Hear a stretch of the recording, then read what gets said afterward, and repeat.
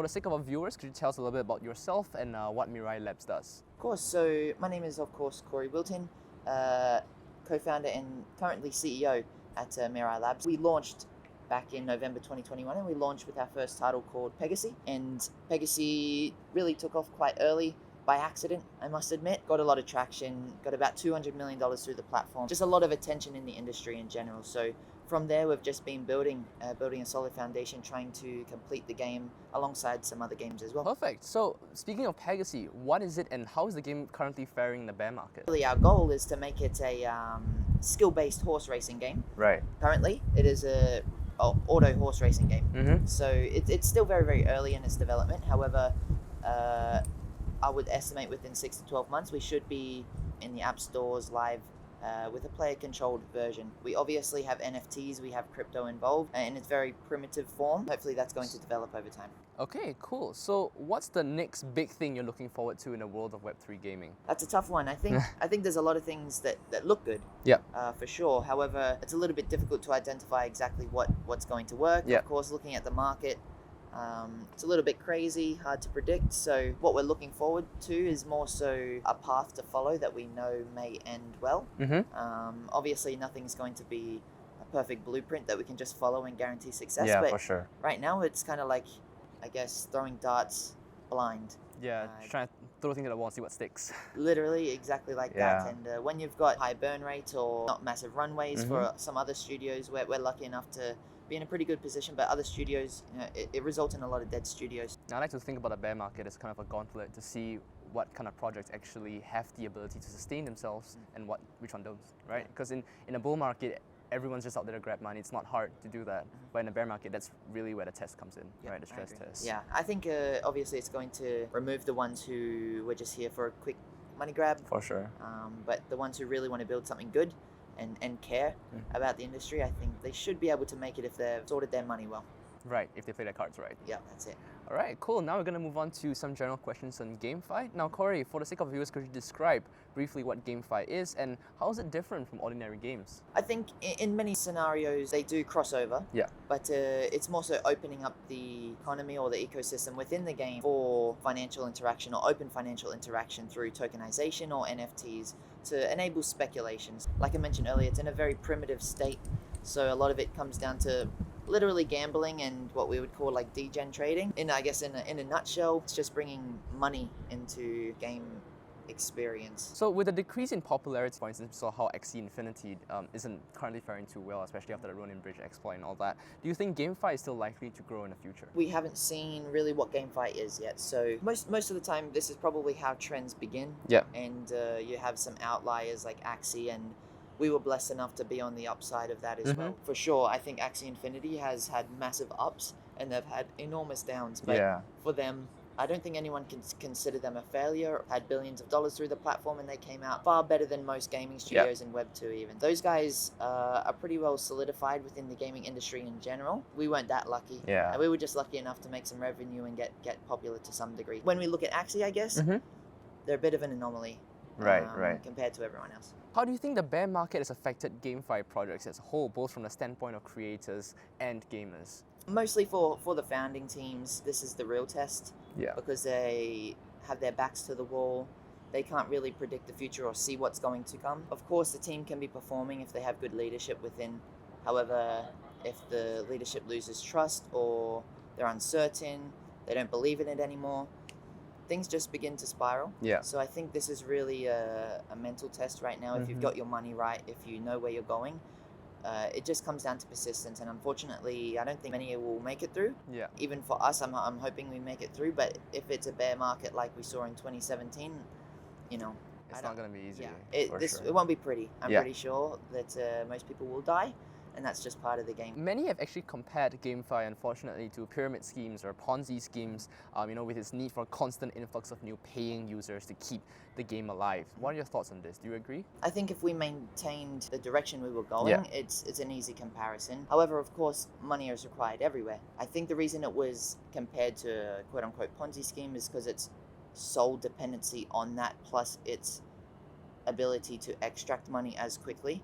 So like billions can go in, but the next day billions can go out, which is a pretty insane. However, these gaming studios, traditional gaming studios, obviously need money to survive. So the difference between them is that obviously it's a closed loop, whereas these ecosystems are an open loop, so the money flows a little bit differently. And I think if we continued on that route that we were going, like we saw with Axie doing billions through it, with us we had 200 million through it, and that money can just disappear and move into the next thing. For sure. It really does look like just something that's pumped and then move on to the next. Yeah.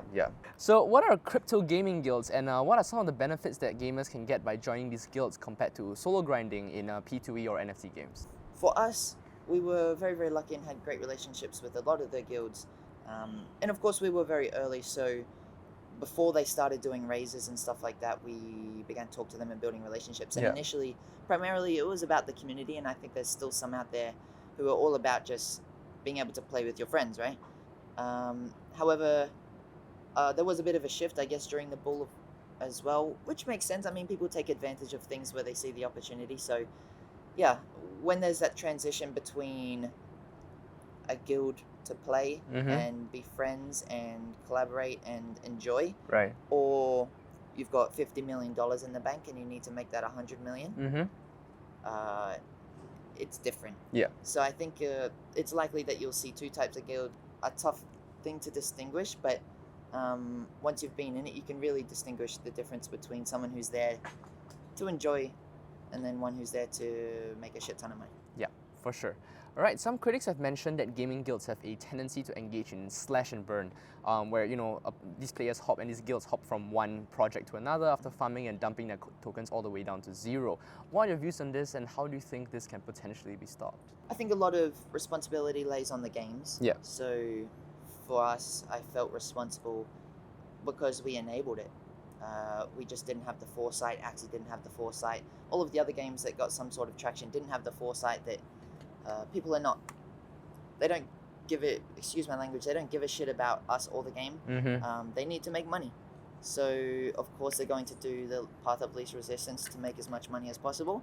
And that comes down to extracting when it's the right time. That's just the times we were in. I think we didn't know what to expect. We didn't know that that's how it would happen. Obviously we know now, but hindsight is 2020. When you're in it, you're a little bit blind. When we were at the peak of Pegaxy or Axie, that's when things were really dumb. Like we were all, every single person was blind to it. We're like, we're just printing money, and I don't know where this money comes from, but it's sick. People were just there to make money, so it is what it is. Many Web3 games have been criticized for lacking depth and sophistication, such as having poor tokenomics and just bad gameplay. Do you agree with this, and what's the next step moving forward from here? I think most people would be talking about us. When we look at the gameplay, when we look at bad tokenomics, it seems that it's hard to distinguish when you involve finance as to where the game is. For Axie, it seemed the game was played because you could get the tokens for sure, but the real game seemed to be in the guilds or renting out assets. So when we first launched, we recognized that and we're like, the visual game doesn't need much. We need to, I guess, build infrastructure to enable the money to flow. So we did that, and people were obsessed and people loved it. But again, I think it's a common trend. You mentioned to me earlier that most people are complaining that we need better games, all that type of stuff. I just don't know what that means. Because people like cool visuals, but there's plenty of games out there with cool visuals that failed. How do you think GameFi can be kept as a safe space for everyone? Do you think DAOs would help to ensure security? The approach that we took was 24/7 moderation in the Discord and on our website.